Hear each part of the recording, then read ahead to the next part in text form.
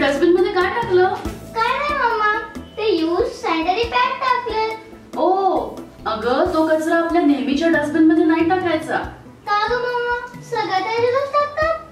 तो कचरा या नेहमीच्या कचऱ्यासारखा नाहीये. ते आहे बायोमेडिकल वेस्ट.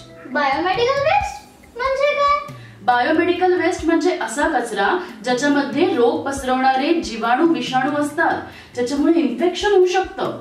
ओ हो, मग या कचऱ्याचं काय करायचं? असा कचरा सेपरेटली गोळा करून ठेवायचा आणि आपल्या जवळच्या एखाद्या हॉस्पिटलमध्ये किंवा फॅमिली डॉक्टरला नेऊन द्यायचा, ज्याच्यामुळे सगळ्यांचं आरोग्य चांगलं राहील. Okay okay mamma.